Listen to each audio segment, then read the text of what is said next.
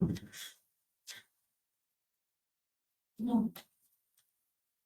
दोस्तों, आप सभी का स्वागत है हमारे चैनल शाश्वत CGPSC CGव्यापम। आज हम हमारा जो क्लास है ये आपका कंप्यूटर का है ना।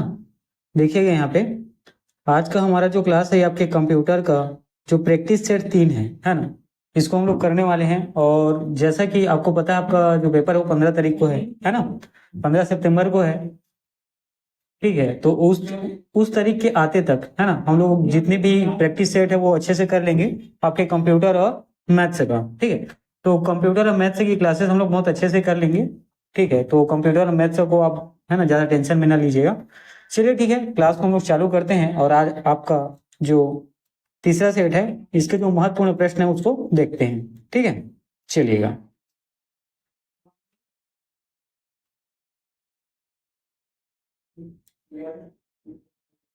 देखिए यहाँ पे ये आपका पहला प्रश्न है। सबसे पहले प्रश्न को आप अच्छे से पढ़ेंगे और उसके बाद प्रश्न को उत्तर देने की कोशिश करेंगे। ठीक है, देखिएगा यहाँ पे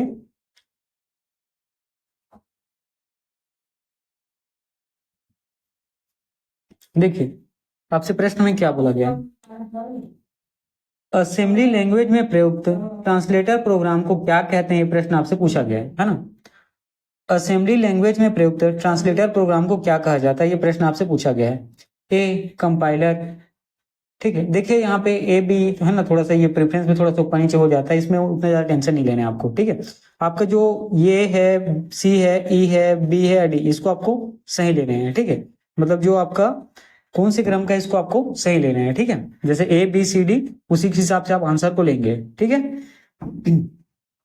ए आपके पास दिया है कंपाइलर, सी आपके पास दिया है इंटरप्रेटर, ई आपके पास है ऑपरेटिंग सिस्टम, डी आपके पास है असेंबलर और डी आपके पास ट्रांसलेटर।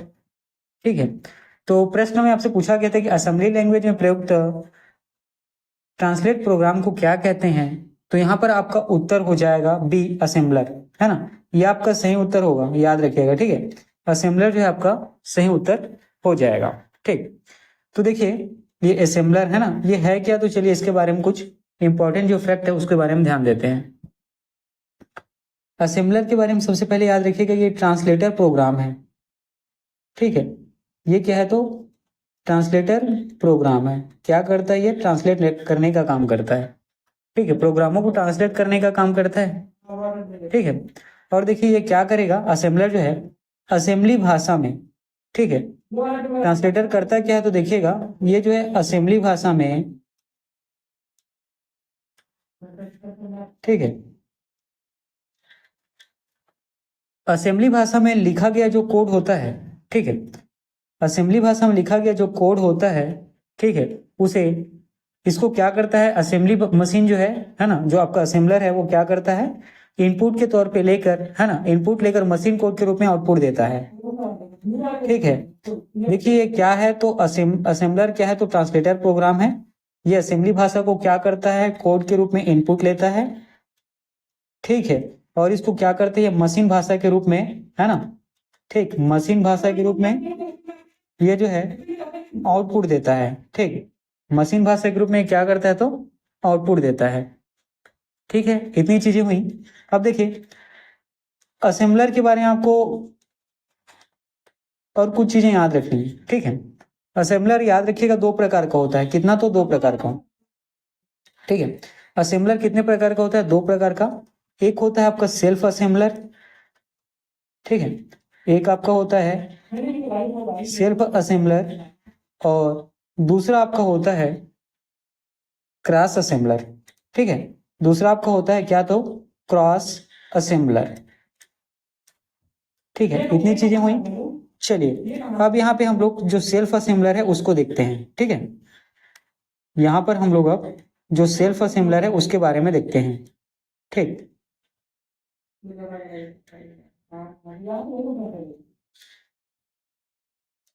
देखिए आपका जो सेल्फ असेंबलर है ये क्या होता है, इसके बारे में हम लोग अब डिस्कस करते हैं। ठीक है, ठीक, तो सेल्फ असेंबलर क्या करता है, ये जो है ठीक है मशीन पर रन कर ऑब्जेक्ट कोड देता है। ठीक है, मान लीजिए आपने क्या किया, कोई इनपुट दिया।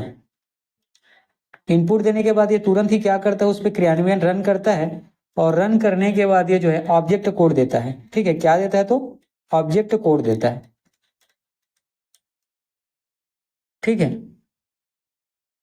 ठीक, इतनी चीजें याद आई ये।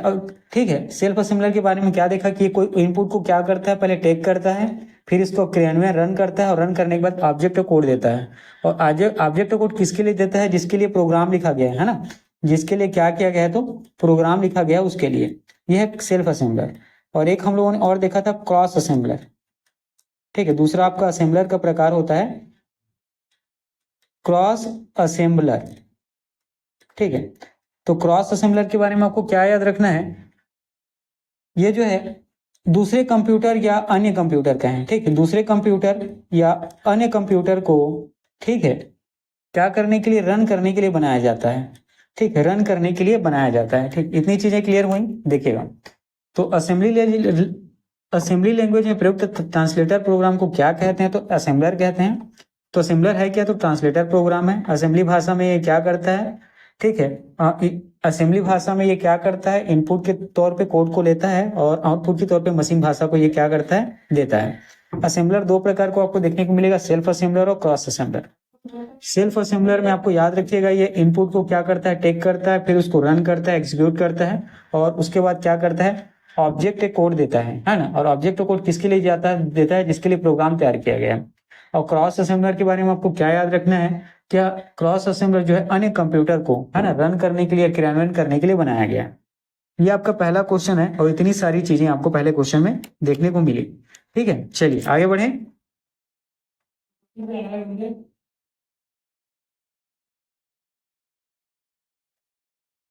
देखिएगा, ये आपका दूसरा प्रश्न है ना। देखिएगा, ये आपका दूसरा प्रश्न है, और बहुत ही अच्छा प्रश्न है। सबसे पहले आप प्रश्न पढ़िए। The first programming language was, कहने का मतलब क्या है कि प्रथम प्रोग्रामिंग भाषा कौन सी है, आपको बताने हैं। ठीक है, प्रथम प्रोग्रामिंग भाषा कौन सी है, ये आपसे प्रश्न में पूछा गया है। चलिए ऑप्शन की तरफ गौर करते हैं। ठीक है, ऑप्शन की तरफ गौर करते हैं हम लोग। पहला है आपका पर्ल, ऑप्शन ए क्या है, तो पर्ल। ऑप्शन बी आपका क्या है, तो फोटॉन, है ना। ऑप्शन बी क्या है, फोटॉन। ऑप्शन डी आपका ऑप्शन सी आपका विजुअल बेसिक। ठीक है, तो यहाँ पर आपका जो सही उत्तर होगा, देखिएगा, यहाँ पर जो आपका सही उत्तर होगा, ये होगा फोटॉन, है ना। ये फोटॉन जो है आपका सही उत्तर हो जाएगा। तो प्रथम प्रोग्रामिंग भाषा कौन सी है, तो याद रखना है फोटॉन जो है प्रथम प्रोग्रामिंग भाषा है। ठीक है, अब यहाँ पे आप लोग ध्यान दीजिएगा। ठीक है, अच्छा, फोटान के बारे में क्या याद रखना है कि ये उच्च स्तरीय भाषा है ना। हाई लेवल लैंग्वेज है, इसका मतलब क्या है, उच्च स्तरीय भाषा है। ठीक, फोटान के बारे में आपको क्या याद रखना है कि ये उच्च स्तरीय भाषा है, पहली बात तो ये। ठीक है, उच्च स्तरीय भाषा है। ठीक है, और उच्च स्तरीय भाषा का जो है ना, इसके विकास का जो श्रेय है, ठीक, उच्च स्तरीय भाषा के विकास का जो श्रेय है, ये जाता है आईबीएम कंपनी को। ठीक है, ये जाता है किसको, तो आईबीएम कंपनी को।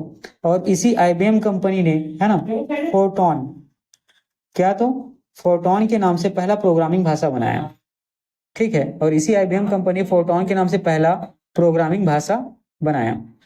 ठीक है, और याद रखिएगा, इस जो है फोटॉन भाषा की मदद से ही, ठीक है, ये फोटॉन जो उच्च स्तरीय भाषा है, इसके मदद से ही जो गणितीय सूत्रों, ठीक है, जो गणित वाले जो सूत्र हैं, है ना, जो गणित के सूत्र हैं, ठीक है, इसका अध्ययन जो है, ठीक है, इसको रीड करना क्या हो गया, आसान हो गया। इसको रीड करना क्या हो गया, आसान हो गया। और आसान होने के कारण ये समय भी कम लेने लगा। ठीक है, आसान होने के कारण जो है समय भी क्या हो गया, कम लेने लगा। ठीक है, मतलब समय की बचत होने लगी। ठीक है, तो इस प्रश्न में आप लोगों ने क्या देखा कि प्रथम प्रोग्रामिंग भाषा कौन सा है, तो फोर्टान है। फोर्टान के बारे में और क्या याद रखना है, उच्च स्तरीय भाषा है। इसका विकास का श्रेय जो है आईबीएम कंपनी को जाता है। और आईबीएम कंपनी ने फोर्टान के नाम से पहला, है ना, प्राथमिक प्रोग्रामिंग भाषा तैयार किया था। और फोर्टान की मदद से आप ना कर क्या पाते हैं, फोर्टान की मदद से ही आप ना क्या बोलते हैं, आपके गणित सूत्रों को आसानी से समझ पाते हैं, उसको रीड कर पाते हैं। और साथ ही गणित को बहुत कम समय में क्या कर देता है, सॉल्व कर लेता है। ठीक है, ये किसकी मदद से किया जाता है, तो फोर्टान उच्च स्तरीय भाषा की मदद से। ठीक, इतनी चीजें क्लियर हुई। चलिए आगे बढ़े, नेक्स्ट क्वेश्चन की तरफ चलते हैं।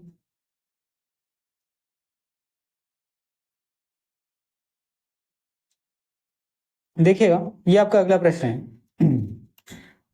ठीक है, देखिएगा ये आपका अगला प्रश्न है और साथ ही बहुत अच्छा प्रश्न है। पहले आप प्रश्न को अच्छे से पढ़ेंगे। ठीक है, पहले आप प्रश्न को अच्छे से पढ़ेंगे। देखिए,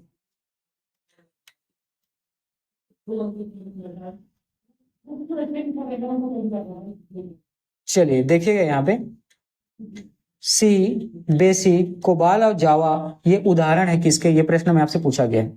ऑप्शन ए में दिया है लो लेवल लैंग्वेज के, ऑप्शन सी में दिया है सिस्टम प्रोग्राम के, ऑप्शन ई में दिया है इनमें से कोई नहीं, ऑप्शन बी में दिया है कंप्यूटर के और option D high level language के। तो यहाँ पे ऑप्शन, ठीक है, देखिएगा ऑप्शन यहाँ पे आपका डी हाई लेवल लैंग्वेज हो जाएगा, है ना। देखिए ये वो थोड़ा सा ऊपर नीचे हो गया है, इसको आप एडजस्ट करेंगे, लेकिन जो यहाँ पे दिया है उसी को मानेंगे, है ना। जो अल्फाबेटिकल ऑर्डर में जो ऑप्शन डी है हाई लेवल लैंग्वेज, यही आपका उत्तर हो जाएगा। ठीक है, यहां तक चीजें क्लियर हुई। तो आपको क्या देखने को मिला कि सी भाषा, बेसिक, कोबाला, जावा क्या है, तो ये उच्च स्तरीय भाषा है जिसको हाई लेवल लैंग्वेज कहते हैं। ठीक है, चारों क्या है तो उच्च स्तरीय भाषा है। ठीक है, और उच्च स्तरीय भाषा याद रखिएगा ये प्रोग्रामिंग भाषा है ना। उच्च स्तरीय भाषा जो है सारी क्या है तो प्रोग्रामिंग भाषा है। ठीक है, प्रोग्राम की भाषा है, इस तरीके से करिए। ठीक है, क्या है ये सारी तो प्रोग्रामिंग भाषा है, प्रोग्राम की ये भाषा है। और इसका विकास आपको देखने को कब मिलता है तो याद रखिएगा 1950 से 70 के समय। ठीक, 1950 से 1970 के समय ये किसका चलता है, थर्ड जनरेशन, है ना, कंप्यूटर की तीसरी पीढ़ी के जनरेशन का समय होता है। ठीक है, इतनी चीजें क्लियर हुई। देखिए इस समय आपको देखिए क्या करने के लिए, लिखने के लिए, पढ़ने के लिए और अन्य किसी भी प्रकार के प्रोग्राम करने के लिए, ठीक है, आपको किसकी जरूरत पड़ी तो उच्च स्तरीय भाषा की जरूरत आपको पड़ी। ठीक है, और साथ ही उच्च स्तरीय, है ना, जो भाषा है इसके विकास में जो है क्या क्या, जो फोटान पिछले वाले क्वेश्चन में बताया था, गणित और जो आपके तार्किक चीजें हैं, ठीक है, जो आपके तार्किक प्रश्न है, इनको आसानी से क्या किया, इसको आसानी से, है ना, इसको सॉल्व करने और साथ ही जल्दी, ठीक है, तेज गति से करने में भी यही इसने क्या किया, अपना प्रमुख योगदान दिया। ठीक है, इतनी चीजें आपको पास क्लियर हुई। ठीक है, तो जितनी भी गणितीय क्रियाएं हैं और जो साथ ही जो तार्किक क्रियाएं हैं, ये किसकी मदद से आसानी से किया जाता है तो याद रखिएगा उच्च स्तरीय भाषा की मदद से। और उच्च स्तरीय भाषा का विकास जो है आपको तीसरी पीढ़ी की कंप्यूटर के समय देखने को मिलता है 1950 से लेकर 1970 के समय। ठीक है, और ये जो उच्च स्तरीय भाषा है इसने गणित और जो तार्किक प्रश्न है गणित के, उसको सॉल्व करने में क्या किया, है ना, प्रोग्राम ने जो है आसान बना दिया। और साथ ही आप देखेंगे कि इससे कम खर्च, ठीक है, कम समय में आसानी से चीजों को आप क्या कर सकते थे, अच्छे से रन कर सकते थे। ठीक है, इतनी चीजें हुई। देखिएगा यहाँ सी याद रखिएगा, बेसिक याद रखिएगा, कोबाल याद रखिएगा, जावा याद रखिएगा। ठीक है, उसके बाद मैं और आपको कुछ बताता हूँ, जैसे पास्कल। ठीक है, पास्कल भी क्या है कि उच्च स्तरीय भाषा है, ये भी याद रखना है। फोर्टान को भी याद रखना है, साथ में कोबाल को भी याद रखना है, ये क्या है, उच्च स्तरीय भाषा है ना, कोबाल उच्च स्तरीय भाषा है। उसके बाद आप देखिएगा अल्गोल, ठीक, एल्गोरिथम जो बोलते हैं, ये भी क्या उच्च स्तरीय भाषा है। सी वहां पे उच्च स्तरीय भाषा दिया है। सी प्लस प्लस जो है उच्च स्तरीय भाषा है। एडीए, ठीक है, ये भी क्या है तो उच्च स्तरीय भाषा है। और देखेंगे आप पीएल, है ना, /1, ये भी क्या है तो उच्च स्तरीय भाषा है। ठीक है, तो यहाँ पर आप लोगों ने क्या देख पाया कि सी, बेसिक, कोबाल और जावा उदाहरण है किसके तो उच्च स्तरीय भाषा के। उच्च स्तरीय भाषा याद रखिए प्रोग्रामिंग भाषा है। इसका विकास 1950 से 1970 के समय आपको देखने को मिलेगा, जब कंप्यूटर का तीसरी जनरेशन का समय काल चल रहा था। और उच्च स्तरीय भाषा ने गणित और जो तार्किक चीजें हैं उसको हल करने में क्या होता किया, आसान बना दिया और समय भी वो कम लेने लगा। ठीक है, तो सी, C++, बेसिक, कोबाल, जावा, पास्कल, C++, ठीक है, कोबाल, एडीए, एल्गोरिथम, एल्गोल और PL/1, ये सभी क्या है तो उच्च स्तरीय भाषा है, आपको याद रखना है। ठीक है, इतनी चीजें बहुत ही महत्वपूर्ण है। चलिए ठीक है, आगे बढ़े और जो आपके आने वाले प्रश्न है उसको देखते हैं। देखिए ये आपका अगला प्रश्न है। ठीक है, ये आपका अगला प्रश्न है। सबसे पहले आप प्रश्न को पढ़ेंगे, है ना, बहुत ही अच्छा प्रश्न है, ध्यान दीजिएगा। देखिएगा कि बेसिक निम्न में से क्या है, ये प्रश्न आपसे पूछा गया है। इसके बारे में पिछले ही, है ना, क्वेश्चन में हम लोगों ने डिस्कस किया था। ए प्रोसीजरल है, बी ऑब्जेक्ट ओरिएंटेड है, सी प्रोसीजरल और ऑब्जेक्ट ओरिएंटेड दोनों है, और डी उपयुक्त में से कोई नहीं। तो बेसिक के बारे में आपको याद रखना है, ऑप्शन सी आपका सही उत्तर हो जाएगा, प्रोसीजरल है। ठीक है। बेसिक क्या है तो प्रोसीजरल है, इसका मतलब जो हम लोगों ने बेसिक भाषा पढ़ा था इसको क्या कहा जाता था, इसको बेसिक को प्रोसीजरल के नाम से भी जाना जाता है, याद रखेंगे, इंपॉर्टेंट है ना। बेसिक को प्रोसीजरल के नाम से भी जाना जाता है। साथ ही इसके कुछ और उदाहरण देखने मिलेंगे प्रोसीजरल के नाम से क्या जाने जाते हैं, तो फोटॉन, ठीक है, फोटॉन हो गया, एल्गोर हो गया, ठीक है, ठीक, जो एल्गोरिथम है वो भी इसके नाम से जाना जाता है। कोबॉल भी है ना, कोबॉल ही क्या प्रोसीजरल है, याद रखेंगे आप लोग, ठीक है। बेसिक भी अब क्या है तो यहाँ पे दिया हुआ है, ठीक। ये सब क्या है तो प्रोसीजरल भाषा है, इतने के बारे में आपको क्या याद रखना है कि ये सब प्रोसीजरल भाषा है, ठीक है। बेसिक, फोटान, एल्गोल, कोबाल, ये क्या है तो प्रोसीजरल भाषा है। अब देखिए ऑब्जेक्ट ओरिएंटेड भाषा में हम लोग देखते हैं, ठीक है। ऑब्जेक्ट ओरिएंटेड भाषा में याद रखिएगा C++, है ना। ऑब्जेक्ट ओरिएंटेड कहने का मतलब क्या है, एक विशेष उद्देश्य के लिए बनाया जाता है, विशेष ऑब्जेक्टिव के लिए, ठीक है। सी हैश, ठीक है, पाइथन, PHP, रूबी, ठीक, ये सब ऑब्जेक्ट ओरिएंटेड भाषा है, ठीक। तो ऑब्जेक्ट ओरिएंटेड भाषा में आप लोगों ने क्या देखा, C++ को देखा, पाइथन देखा, सी हैश देखा, PHP और रूबी, ठीक है। तो इस प्रश्न का सही उत्तर क्या हो गया, प्रोसीजरल, ठीक है। इस प्रश्न का सही उत्तर क्या हो गया, तो याद रखिएगा प्रोसीजरल आपका सही उत्तर है। तो बेसिक निम्न में से कौन सी भाषा, ये प्रश्न आपसे पूछा गया, तो याद रखिएगा प्रोसीजरल है।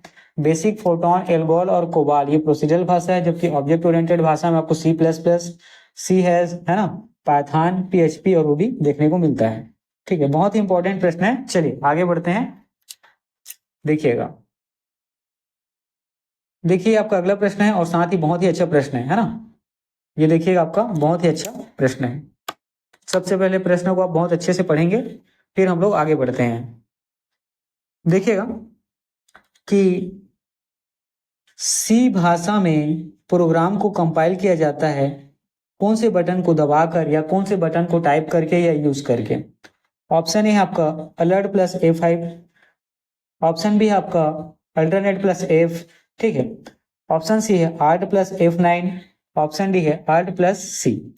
तो यहाँ पर option C art plus F9 ये आपका सही उत्तर हो जाएगा, ठीक है। देखिए सी भाषा में आप, ठीक है, अल्टरनेट प्लस F9 बटन का इस्तेमाल, ठीक है, किसी भी प्रोग्राम को कंपाइल करने के लिए करते हैं, किसी भी प्रोग्राम को क्या करने के लिए तो कंपाइल करने के लिए करते हैं, ठीक है। तो सी भाषा में प्रोग्राम को कंपाइल करने के लिए कौन से बटन का इस्तेमाल किया जाता है, तो अल्टरनेट प्लस F9, ठीक है, आर्ट प्लस F9, ठीक। इतनी चीजें आपको याद रखनी है, इंपॉर्टेंट है। चलिए आगे बढ़े, देखिएगा आपका अगला प्रश्न है और साथ ही बहुत ही अच्छा प्रश्न है ना।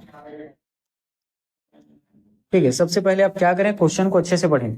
देखिएगा सी प्रोग्राम्स के फंक्शन हमेशा होते हैं, ये प्रश्न आपसे पूछा गया है, ठीक है। ऑप्शन ए है कॉल बाय रेफरेंस होते हैं, ठीक। ऑप्शन ए क्या है तो याद रखिएगा कॉल बाय रेफरेंस होते हैं। ऑप्शन बी है कॉल बाय एड्रेस होते हैं। Option C call by value होते हैं और option D call by string होते हैं। तो यहाँ देखिएगा, ठीक है, यहाँ पे देखिएगा आपका उत्तर जो है ऑप्शन सी हो जाएगा, है ना। आपका उत्तर जो है ऑप्शन सी हो जाएगा, कॉल बाय वैल्यू होते हैं, ठीक। सी प्रोग्राम्स के फंक्शन हमेशा क्या होते हैं तो याद रखिएगा कॉल बाय वैल्यू होते हैं, ठीक है। क्या होते हैं तो सी प्रोग्राम की भाषा हमेशा कॉल बाय वैल्यू होते हैं, इसको इंग्लिश में इस तरीके से लिखा जाता है, ठीक है, कॉल बाय वैल्यू, ठीक। या कभी इंग्लिश में ही आपको लिखा जाएगा कि कॉल बाय वैल्यू, ठीक है। कौन से प्रकार का फंक्शन होता है तो याद रखिएगा सी प्रोग्राम्स का फंक्शन होता है, ठीक। इतनी चीजें क्लियर हुई, चलिए आगे बढ़े। देखिएगा ये आपका अगला प्रश्न है और साथ ही बहुत ही अच्छा प्रश्न है, ठीक है। देखिए स्टैक ए क्या है ये हमें बताने हैं, ये प्रश्न हमें आपसे पूछा गया है। ऑप्शन ए आपका first in random out structure है। Option B last in first out structure है। Option C first in first out structure है और option D last in last structure है। तो स्टैक क्या है तो option B last in first structure है, ये आपका सही उत्तर हो जाएगा, ठीक है। स्टैक के बारे में आपको क्या याद रखना है कि ये लास्ट इन फर्स्ट स्ट्रक्चर है, ये सबसे पहले आपको याद रखने हैं। चलिए अब यहाँ पे कुछ चीजों इसके बारे में हम लोग डिस्कस करते हैं, देखिएगा यहाँ पे, या हाँ ये कलर भी ठीक ही है, ठीक है। अब देखिएगा यहाँ पे, तो स्टैक के बारे में आपको क्या याद रखना है कि एक लीनियर डाटा है। ठीक, स्टैक क्या है तो याद रखिएगा लीनियर डाटा है। ठीक, स्टैक क्या है तो सबसे पहले याद रखना है लीनियर डाटा है। ये डाटा स्ट्रक्चर को परफॉर्म कराता है। ठीक, जो डाटा होते हैं उसको क्या कराता है, परफॉर्म कराता है, उसको सीधा सीधा कहे क्या कराएगा, रन कराता है। ठीक, एग्जीक्यूट कराता है। अब इसके लिए इस्तेमाल करता है LIFO। ठीक है, इसके लिए क्या इस्तेमाल करता है, LIFO। और LIFO का फुल फॉर्म क्या होता है, last in first out structure. ठीक है, और LIFO का फुल फॉर्म क्या होता है तो याद रखिएगा, लास्ट इन फर्स्ट आउट। ठीक है, लास्ट इन फर्स्ट आउट। ठीक, यहां तक अब की चीजें याद रखनी है आपको। देखिए देखिए LIFO का फुल फॉर्म क्या होता है तो यहां तक की चीजें आपको याद रखनी है, लास्ट इन फर्स्ट आउट। ठीक, तो स्टैक क्या है तो लीनियर डाटा है, ये डाटा को परफॉर्म कराता है, रन कराता है, और ये LIFO पर क्या करता है, काम करता है। तो LIFO का फुल फॉर्म क्या है तो लास्ट इन फर्स्ट आउट। ठीक, लास्ट इन फर्स्ट आउट ये इसका LIFO का फुल फॉर्म होता है। ठीक, इतनी चीजें हुई, चलिए आगे बढ़े।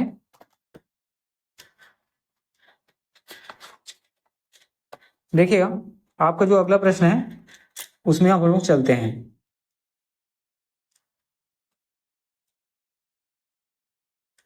देखिए,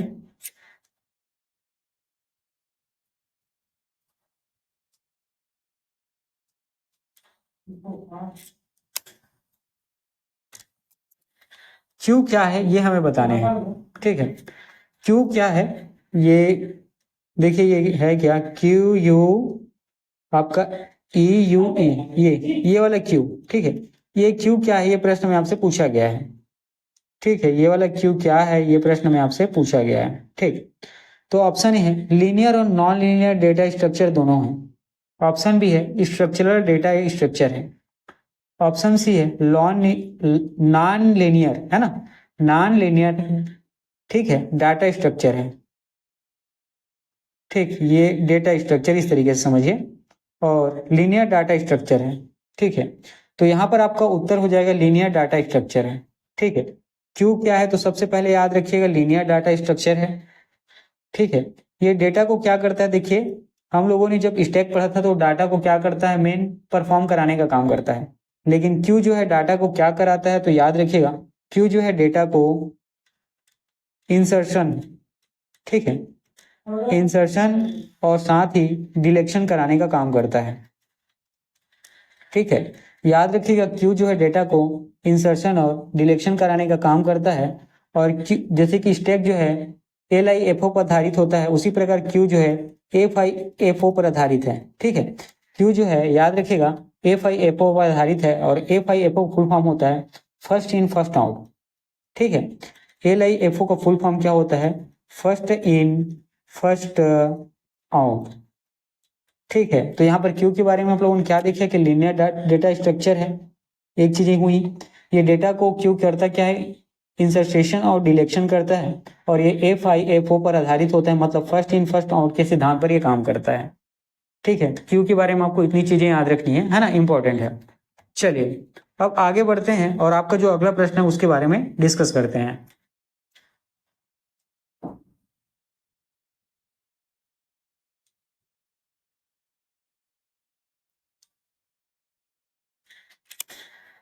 देखिए, निम्नलिखित में से जावा स्क्रिप्ट और जावा के बीच का मुख्य अंतर क्या है ये आपको बताने हैं।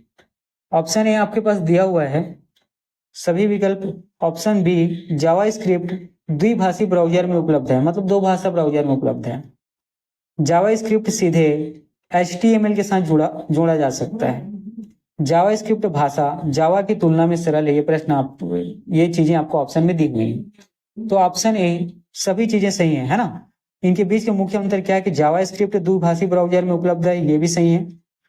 जावा स्क्रिप्ट सीधे HTML के साथ जोड़ा जा सकता है, ये भी सही है। जावा स्क्रिप्ट भाषा जावा की तुलना में सरल है, ये भी सही है। ठीक है, चलिए इसके बारे में हम लोग देखते हैं। ठीक, ये सारी चीजें जावा स्क्रिप्ट के बारे में है ना। अब कुछ चीजें हम लोग जावा के बारे में भी डिस्कस करते हैं। देखिएगा, तो जावा स्क्रिप्ट के बारे में आप लोगों ने क्या देखा, ठीक, तो जावा स्क्रिप्ट के बारे में हम लोग चीज़ों को पहले डिस्कस करते हैं। ठीक, तो जावा स्क्रिप्ट के बारे में आपको क्या याद रखना है कि इंटरप्रेटर की जाने वाली प्रोग्रामिंग भाषा है। जावा स्क्रिप्ट के बारे में आपको क्या याद रखना है कि ये इंटरप्रेट, ठीक है, इंटरप्रेट की जाने वाली प्रोग्रामिंग भाषा है। ठीक है, इंटरप्रेट की जाने वाली प्रोग्रामिंग लैंग्वेज है। पहली बात तो ये याद रखना जावा स्क्रिप्ट के बारे में। ठीक, और दूसरा क्या याद रखना है कि ये ऑब्जेक्ट आधारित स्क्रिप्टिंग लैंग्वेज है। ठीक है, क्या है तो ऑब्जेक्ट आधारित, ठीक है, ऑब्जेक्ट आधारित स्क्रिप्टिंग लैंग्वेज है ना। स्क्रिप्ट इसके साथ जुड़ा हुआ है, ऑब्जेक्ट आधारित स्क्रिप्टिंग लैंग्वेज है। ठीक है, और जावा स्क्रिप्ट में याद रखिएगा फाइल एक्सटेंशन जो है, ठीक, जावा स्क्रिप्ट में जावा स्क्रिप्ट में, ठीक है, इसका जो फाइल एक्सटेंशन है, ठीक है, इसको किस प्रकार से लिखते हैं तो वो देखिएगा JS। ठीक, इस तरीके का आपको चीज देखने को मिलेगा। ठीक, JS ये क्या है, जावा स्क्रिप्ट का फाइल एक्सटेंशन है। और जावा स्क्रिप्ट में याद रखिएगा कम मेमोरी की जरूरत पड़ती है। ठीक, जावा स्क्रिप्ट में क्या तो कम मेमोरी की आवश्यकता होती है। ठीक है, इतनी चीजें क्लियर हुई। तो जावा स्क्रिप्ट के बारे में क्या देखा हम लोगों के कि इंटरप्रेट करने वाला प्रोग्रामिंग भाषा है, ऑब्जेक्ट आधारित होता है, फाइल एक्सटेंशन इसका .js है और कम मेमोरी की इसमें आवश्यकता होती है। ठीक, इतनी चीजें क्लियर हुई है किसके बारे में, जावा स्क्रिप्ट के बारे में। ठीक है, अब हम लोग किसके बारे में डिस्कस करते हैं, आगे हम लोग पढ़ेंगे जावा के बारे में। ठीक, आगे हम लोग पढ़ते हैं किसके बारे में तो देखिएगा जावा के बारे में। अब देखिए हम लोग पढ़ते हैं किसके बारे में, एक मिनट, जावा। ठीक, अब देखिए जावा के बारे में क्या याद रखना है कि कंपाइल करने वाली प्रोग्रामिंग भाषा है। ठीक है, ये बेसिकली क्या करता है, कंपाइल करने वाला प्रोग्रामिंग भाषा है। ठीक, कंपाइल करने वाला प्रोग्रामिंग लैंग्वेज है। ठीक, PL का मतलब क्या है, प्रोग्रामिंग लैंग्वेज है। ये भी क्या होता है याद रखिएगा, ऑब्जेक्ट आधारित होता है। ठीक है, विशेष काम के लिए क्या होता है, इस्तेमाल होता है। जावा भी क्या है, ऑब्जेक्ट आधारित होता है। ठीक है, और जावा का जो फाइल एक्सटेंशन है, ठीक है, जावा का जो फाइल एक्सटेंशन आप देख पाते हैं, ठीक है, इसमें आपको क्या देखने को मिलता है, ठीक, डॉट जावा। ठीक, डॉट जावा इसमें इस तरीके से आपको देखने को मिलता है। ठीक, और जावा के लिए याद रखिएगा अधिक मेमोरी की आवश्यकता होती है। जावा के लिए क्या तो अधिक मेमोरी की आवश्यकता होती है।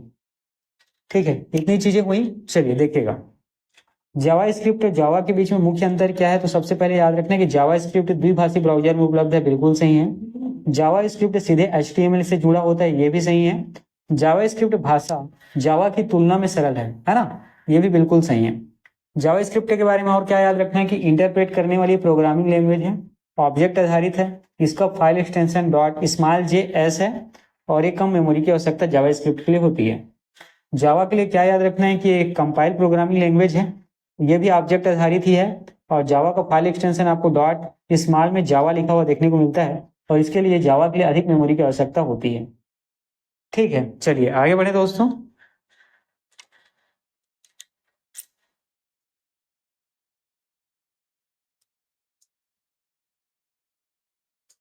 चलिए ठीक है, आज का क्लास मैं इतना ही रखता हूँ। जितनी भी क्वेश्चन है सब बहुत अच्छे लेवल की क्वेश्चन है और एक ही क्वेश्चन में बहुत सारी चीजें हम लोगों ने पढ़ा है।